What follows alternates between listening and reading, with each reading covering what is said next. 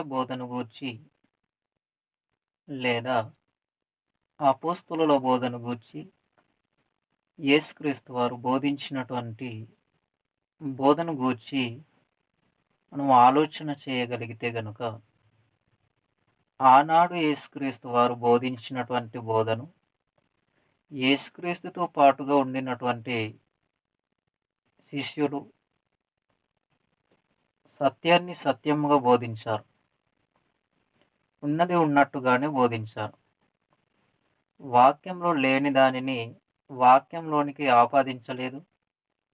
వాక్యంలో ఉన్నటువంటి దానిని వాక్యంలో నుండి తీయలేదు. కానీ నేడున్నటువంటి సంఘ కాపరులు వాక్యంలో ఉన్నటువంటి మాటలను తీసివేయటం, వాక్యంలో లేని వాటిని వాక్యంలోనికి జోడించి బోధించటం, ఇదంతా కూడా కేవలం ఎక్కువగా 100కి 99% సంఘ కాపరుల్లో జరుగుతుంది. అంత ఖచ్చితంగా మనం ఎలా చెప్పగలము అనంటే, వాక్యాన్ని ఎక్కువగా బోధించేవారు సంఘ కాపరులే గనుక, సంఘ కాపరులు సంఘంలో వాక్యాన్ని బోధించే క్రమములో ఉన్నది ఉన్నట్టుగానే బోధించాలి. వాక్యంలో లేని దానిని సంఘ కాపరులు సంఘ విశ్వాసుల మధ్యన బోధించుట ద్వారా సంఘ విశ్వాసులైనటువంటి వారు చాలామంది వాక్య అవగాహన లేని వారై ఉండుట వలన వారి యొక్క జీవితాలు సంఘ కాపరి ఏది చెబితే అదే వాస్తవం అనుకుని, సంఘ కాపరులు ఏది మాట్లాడితే అదే సత్యము అనుకొని భ్రమపడి తమ యొక్క విశ్వాస జీవితాలు దేవునికి దూరం చేసుకునేటటువంటి ప్రమాదం ఉంది. ఈ ప్రమాదమును తీసుకువచ్చేది ఎవరంటే సంఘ విశ్వాసుల మధ్యన వాక్యమును బోధిస్తున్నాము అని చెబుతూ అసత్యాన్ని బోధించేటటువంటి సంఘ కాపరులు. మేము నమ్మినదే వాస్తవం అని చెబుతూ, మేము ఏది చెప్పాలనుకుంటున్నామో అదే చెబుతున్నాము, అదే వాస్తవం అనుకుంటూ వాక్యంలో లేని వాటిని కూడా వాక్యంలో ఉన్నట్టుగా చెప్పటం, వాక్యంలో ఉన్నటువంటి వాటిని తీసివేయటం అనేటటువంటి కార్యక్రమాలు ఎన్నో జరుగుతున్నాయి. ఈ విధంగా సంఘ కాపరులు బోధిస్తుంటే సంఘ విశ్వాసులైనటువంటి వారి యొక్క అనుసర విధానము లేదా అనుసరించే విధానము, వెంబడించే విధానం అనేది సత్యం నుండి తొలగిపోయి ఉంది. సత్యానికి చాలా దూరంగా ఉన్నారు సంఘ విశ్వాసులు. చెబుతున్నటువంటి సంఘ కాపరి ఉన్నది ఉన్నట్టుగా చెప్పకపోతే, నేర్పించగలిగేటటువంటి సంఘ కాపరి ఉన్నది ఉన్నట్టుగా నేర్పించకపోతే, నేర్చుకొని వెంబడించే సంఘ విశ్వాసులు ప్రమాదానికి గురయ్యే అవకాశం అనేది ఉంది. ఫర్ ఎగ్జాంపుల్, స్కూల్లో ఉపాధ్యాయుడు ఉన్నది ఉన్నట్టుగా అక్షరాలు పర్ఫెక్ట్గా కరెక్ట్గా విద్యార్థులకు నేర్పించగలిగితేనే విద్యార్థులు చదువు నేర్చుకునే అవకాశం ఉంది. బాగా వినాలి. స్కూల్లో ఒక టీచర్, ఉపాధ్యాయుడు విద్యార్థులకు చదువు నేర్పించాలంటే ఆ ఉపాధ్యాయుడు మొదటిగా నేర్చుకున్న వాడై ఉండాలి. అక్షరాలు కరెక్ట్గా ఉన్నవి ఉన్నట్టుగా నేర్పించాలి. అలా నేర్పించగలిగితేనే విద్యార్థులు నేర్చుకునే అవకాశం ఉంది. లేదు అనుకుంటే అక్షరాలు ఒకలా ఉండి ఈ ఉపాధ్యాయుడు మరొక విధంగా పిల్లవాడికి నేర్పిస్తే ఆ విధంగానే నేర్చుకుంటాడు. ఎలా నేర్పిస్తే విద్యార్థులు అలానే నేర్చుకుంటారు. ఫర్ ఎగ్జాంపుల్, చిన్నప్పటి నుండి చిన్న పిల్లవాడికి చిన్నప్పటి నుండి చిన్న పిల్లవాడికి పిల్లిని చూపించి, బాగా వినాలి, చిన్నప్పటి నుండి చిన్న పిల్లవాడికి ఒక చిన్న పిల్లిని చూపించి పిల్లిని చూపించి, ఆ పిల్లిని చూపించిన వ్యక్తి ఆ చిన్న పిల్లవాడికి ఇది పులి అని నేర్పించాడనుకుందాం. మీకు అర్థం కావటానికి ఎగ్జాంపుల్. చిన్న పిల్లవాడికి పిల్లిని చూపించి ఇది పిల్లి అని కాకుండా ఇది పులి అని నేర్పించావు. ఆ వ్యక్తి పెద్దవాడైనప్పుడు కూడా ఏమంటాడు దాన్ని? పులి అంటాడు. ఎందుకు పులి అంటాడు? నువ్వు చిన్నప్పుడే పిల్లిని చూపించి పులి అని నేర్పించావు కాబట్టి. మీకు అర్థమవుతుందా? చిన్నప్పటి నుండి ఒక వ్యక్తికి, ఒక పిల్లవాడికి నీవు పిల్లిని చూపించి ఇది పులి నాయనా అని నువ్వు నేర్పిస్తే, ఆ వ్యక్తి పెద్దవాడైనప్పుడు కూడా దానిని పులి అంటాడు, పిల్లిని. ఎందుకు? నువ్వు పిల్లిని చూపించి పులి అని నేర్పించావు కాబట్టి. అలాగే ఏదైతే వాస్తవం ఉందో అది మాత్రమే నేర్పించాలి. ఒక విద్యార్థికి నేర్పిస్తున్నటువంటి టీచర్ బాగా నేర్పించగలిగితేనే ఒక విద్యార్థి మంచి మార్కులతో పాస్ అయ్యే అవకాశం ఉంది. లేదనుకుంటే ఫెయిల్ అవుతాడు. అలాగే సంఘంలో బోధించేటటువంటి సంఘ కాపరులు కూడా వాక్యాన్ని ఉన్నది ఉన్నట్టుగా బోధిస్తేనే సంఘ విశ్వాసులు పాస్ అవుతారు. ఎక్కడ పాస్ అవుతారు? భూమి మీద దేవుని కోసం బ్రతుకుతూ ఉండి పరలోకానికి వెళ్ళే అవకాశం ఉంది. లేదు అనుకుంటే ఆత్మీయ జీవితం అనేది ఫెయిల్ అవుతే గనుక నిత్య నరకాగ్నిలోనికి ఆత్మ ఆహృతైపోతుంది. ఇది మనము మనసు పెట్టి ఆలోచించవలసినటువంటి చాలా ప్రాముఖ్యమైనటువంటి సమాచారం. వాక్యంలో చూద్దాం. యోహాను రాసినటువంటి 2వ పత్రిక 1వ అధ్యాయం ఉంటుంది. అక్కడ 7వ వచనం నుండి మనము చూడగలిగితే, యోహాను రాసినటువంటి 2వ పత్రిక 7వ వచనం నుండి మనం చూద్దాం. యోహాను రాసినటువంటి 2వ పత్రిక 7వ వచనం నుండి, మొదటి అధ్యాయము ఒకే అధ్యాయం ఉంటుంది. 7వ వచనం నుండి చూద్దాం. యేసుక్రీస్తు శరీరధారి అయి వచ్చెనని ఒప్పుకొనని వంశకులు అనేకులు లోకంలో బయలుదేరి ఉన్నారు. అట్టివాడే వంశకుడును క్రీస్తు విరోధినై ఉన్నాడు. మేము మీ మధ్యను నెరవేర్చిన కార్యములను చెడగొట్టుకొనక మీరు పూర్ణ ఫలము పొందునట్లు జాగ్రత్తగా చూసుకొనుడి. క్రీస్తులందు నిలిచి ఉండక దానిని విడిచి ముందుకు సాగు ప్రతివాడును దేవుని అంగీకరింపనివాడు.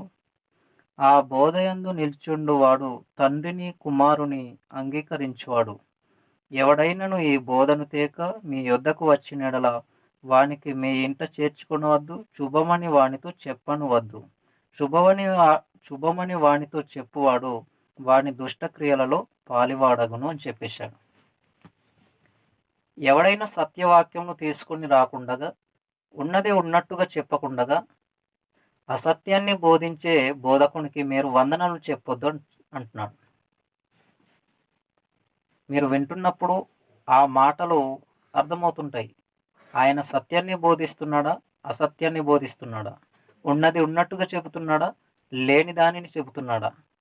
వాక్యంలో ఉన్న విషయాలు విడిచిపెట్టేస్తున్నాడా, వాక్యంలోనికి లేని విషయాలను జోడించి మాట్లాడుతున్నాడా? ఇవన్నీ గమనించినటువంటి సంఘ విశ్వాసులుగా మనం ఉండాలంటే, సంఘ విశ్వాసులైనటువంటి వారు ప్రతిదినం లేఖనాలను చదవాలి. పరిశుద్ధ గ్రంథంలో ఉన్నటువంటి మాటలు చదవాలి, పరిశీలన చేయాలి. కాబట్టి మనం ఆలోచన చేయగలిగితే సత్యాన్ని సత్యముగానే అంగీకరించాలి. ఈ విధంగా సత్యాన్ని తీసుకురాకుండా వచ్చినటువంటి బోధకులకు శుభము చెప్పకూడదు. అంటే వందనములు అని ఆ సేవకునికి, ఆ సంఘ కాపరికి చెప్పవలసిన అవసరత లేదు. ఇంటికి కూడా చేర్చుకోవాల్సినటువంటి అవసరత లేదని చెప్తున్నాడు. ఎందుకంటే సత్యంలో ఉన్నటువంటి వారిని అసత్యం వైపుకు మళ్లించే అవకాశం అనేది ఆ సంఘ కాపరిలో ఉంటాయి ఆలోచనలు. కాబట్టి వాక్యాన్ని ఉన్నది ఉన్నట్టుగా నేర్చుకున్నటువంటి వారమైతే ఎవరు ఏ విధంగా బోధించినా అది వాస్తవమా అవాస్తవమా అనేటటువంటి విషయాన్ని మనం గుర్తించగలం. ఏమీ తెలియకుండగా సేవకుడు ఏది మాట్లాడితే అదే రైట్, సంఘ కాపరి ఏది చెబితే అదే రైట్, ఆయన ఏది చేయమంటే మేము అదే చేస్తాం అనుకుంటే ఆయన చెబుతున్నది వాక్యానుసారమా కాదా అనేటటువంటి విషయాన్ని మనం బాగా గమనించేవారుగా ఉండాలి. అందుకే నేను చెప్పేదేంటంటే, కేవలము మాట్లాడుతున్నటువంటి సంఘ కాపరే కాకుండా, వాక్యాన్ని బోధించే సంఘ సేవకుడు మాత్రమే కాకుండా, సంఘ విశ్వాసులైనటువంటి వారందరూ కూడా వాక్యమును చదవగలిగే ప్రతి ఒక్కరు కూడా ప్రతిదినము వాక్యాన్ని చదవాలి. ప్రతిదినము వాక్యమును పరిశీలించాలి. ఎలా పరిశీలించాలి? ఎలా పరిశోధించాలి అనంటే, యెషయా గ్రంథం 34 అధ్యాయం 16 వచనంలో ఏముంటదంటే, యెహోవా గ్రంథమును పరిశీలించి చదువుకొనుడి అనే మాట కనబడతది. ఈ గ్రంథం ఎవరిది? యెహోవాది. ఈ గ్రంథాన్ని ఎలా చదవమంటున్నాడంటే, పరిశీలనగా చదవమంటున్నాడు.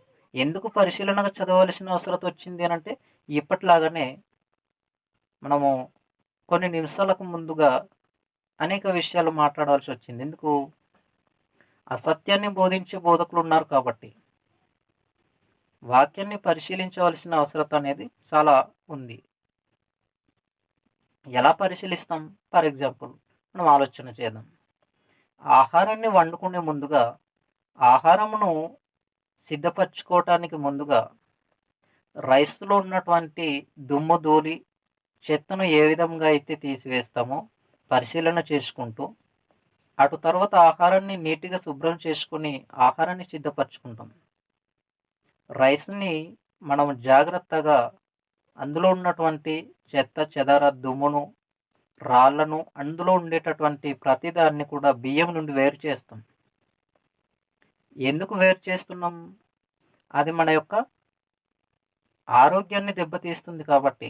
దుమ్ము, ధూళి, చెత్త, చెదరం అనేటటువంటివి బియ్యంలో ఉంటే మన ఆరోగ్యాన్ని దెబ్బతీస్తుంది కాబట్టి వాటి నుండి వేరు చేస్తాం.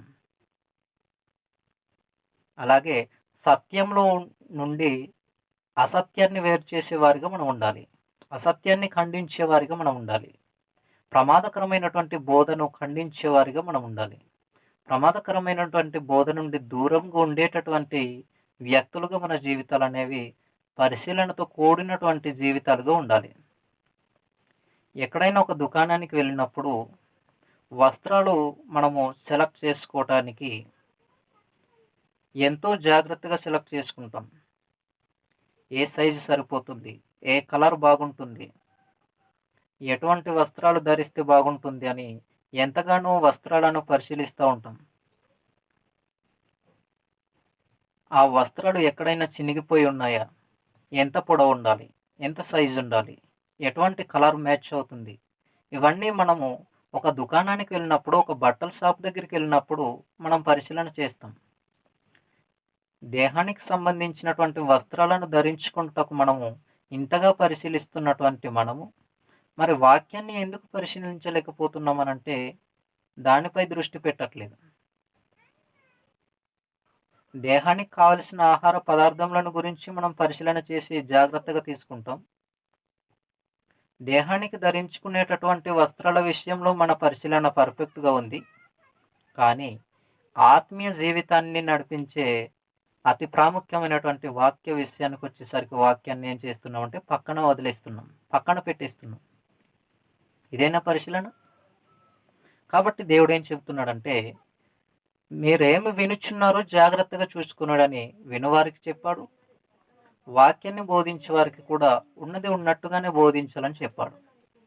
సత్యాన్ని సత్యంగానే బోధించాలని చెప్పాడు. కాబట్టి దేవుని యొక్క మాటలు జాగ్రత్తగా పరిశీలన చేసేవారిగా, జాగ్రత్తగా అర్థం చేసుకునేటటువంటి వారిగా, జాగ్రత్తగా దేవుని యొక్క మాటలను వింటూ, నేర్చుకుంటూ, పాటించేవారిగా మన జీవితాలు ఉండాలి. అసత్యాన్ని బోధించే వారికి వందనములు చెప్పవలసినటువంటి అవసరత లేదు. అసత్యమును బోధించేటటువంటి వారికి మనం గమనించినప్పుడు వారికి సత్యాన్ని సత్యముగా బోధించమని చెప్పవలసినటువంటి ఒక సంఘ విశ్వాసికి ఉంది. ఒక సంఘ కాపరికి కూడా ఉంది.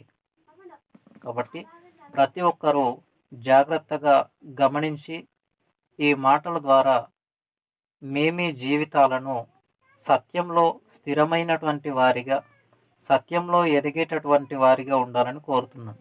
ఎందుకంటే దేవుని యొక్క వాక్యంలో మనము అనేకమైనటువంటి విషయాలు చూడగలం. మరొక మాటలో ఏం కనబడుతుందంటే యోహాను సువార్త 17వ అధ్యాయము 17వ వచనంలో సత్యమందు వారిని ప్రతిష్ఠించుడి, నీ వాక్యమే సత్యం అని చెప్పేశాడు. సత్యంలో ప్రతిష్ఠింపబడాలి, స్థిరమైనటువంటి జీవితాలను కలిగి ఉండాలి. అటువంటి సత్యాన్ని విడిచిపెట్టి అసత్యం వైపుకు జీవితాలు అనేవి పరుగులు తీస్తుంటే మరణించిన తరువాత ఆత్మ పరిస్థితి ఎలా ఉంటుందో ఆలోచించాలి. ఒక నిప్పురవ్వ, అతి చిన్న నిప్పురవ్వ దేహానికి తగిలితేనే, దేహంపై పడితేనే ఆ మంట, ఆ బాధ ఎలా ఉంటుందో గుర్తించగలిగేటటువంటి మనము దానిని ఆనుకొని, దానిని మనసులో పెట్టుకొని ఆత్మ నరకానికి వెళ్ళిన తర్వాత అగ్ని ఆరిపోదు, ఆత్మకు మరణం లేదు. ఈ పరిస్థితి ఇంకెంత ఘోరంగా ఉంటుందో, ఎంత భయంకరంగా ఉంటుందో మనం ఊహించుకోవాలి. ఈ వేసవి కాలంలో ఎండ తీవ్రతకు, ఎండ వేడికి ఓర్చుకోలేకపోతున్న మనం, తట్టుకోలేకపోతున్న మనం నిత్య నరకాగ్నిలోనికి ఆత్మ ప్రవేశిస్తే మరణమే లేని ఆత్మ ఆరిపోయినటువంటి నిత్య నరకాగ్నిలో కాలుతూ ఉంటే ఎలా ఉంటుందో ఊహించుకోవాలి. ఈ వేసవి కాలం కొన్ని రోజులు, సుమారు 3-4 నెలల పాటు మాత్రమే వేసవి కాలం. ఈ 3-4 నెలల పాటు వేసవి కాలమునే ఓర్చుకోలేకపోతున్నామే. అక్కడ నరకానికి ఆత్మ ప్రవేశించినప్పుడు 3-4 నెలలు కాదు, కోటాను కోట్ల సంవత్సరములు, యుగ యుగములు, తరతరములు అక్కడనే కాలుతూ ఉండాలి. అక్కడ పరిస్థితి ఇంకెంత ఘోరంగా ఉంటుంది, ఎంత భయంకరంగా ఉంటుంది. ఇక్కడ కేవలం 3-4 నెలల రోజులలోనే మనము ఎండ వేడికి, ఎండ తీవ్రతకు తట్టుకోలేక, ఓర్చుకోలేక ఫ్యాన్ కావాలనుకుంటాము, లేదా చల్లని నీడైనా కావాలనుకుంటాం. మరి నరకంలో ఆత్మ వెళ్ళినప్పుడు చల్లని నీడ ఉండే అవకాశం లేదు, ఫ్యాన్ కింద కూర్చోవలసిన అవకాశమే లేదు. కాబట్టి ఇదంతా గమనించగలుగుతున్నప్పుడు మన యొక్క జీవితాలు అనేవి దేవునికి అనుకూలమైనటువంటి జీవితాలుగా ఉండాలని నన్ను నేను హెచ్చరించుకుంటూ, ఈ మాటల ద్వారా ఈ ఛానల్ ద్వారా ఈ వీడియోస్ను వింటున్నటువంటి మీ అందరికీ, వినబోచున్నటువంటి వారందరికీ కూడా ప్రేమపూర్వకంగా నేను హెచ్చరిక మాటలుగా జారీ చేస్తూ తెలియజేస్తున్నటువంటి విషయం ఏంటంటే, జాగ్రత్తగా సత్యాన్ని సత్యముగానే బోధించేవారు సత్యముగానే బోధించాలి. వాక్యంలో లేని వాటిని వాక్యంలోనికి జోడించి మాట్లాడటానికి లేదు, వాక్యంలో ఉన్నదానిని వాక్యంలో నుండి తీసివేసి మాట్లాడటానికి లేదు, దానిని అనుసరించడానికి లేదు, వెంబడించడానికి లేదు, పాటించడానికి లేదు. వాక్యం ఎక్కడ మాట్లాడితే బోధకుడు అక్కడే మాట్లాడాలి. వాక్యం ఎక్కడ నిశ్శబ్దంగా ఉంటే బోధకుడు అక్కడ నిశ్శబ్దంగా ఉండాలి. దేవుడు ఎక్కడ మాట్లాడితే బోధకుడు అక్కడ మాట్లాడాలి. దేవుడు ఎక్కడ నిశ్శబ్దంగా ఉంటే బోధకుడు అక్కడ నిశ్శబ్దంగా ఉండాలి. వాక్యం చెప్పని దానికి మాట్లాడవలసిన అవసరం లేదు. కాబట్టి ప్రతి ఒక్కరు కూడా ఈ మాటలు దయచేసి ప్రేమతో అర్థం చేసుకోగలరని తెలియజేస్తూ ఇంతటితో ఈ మాటలు నేను ముగిస్తూ ఉన్నాను.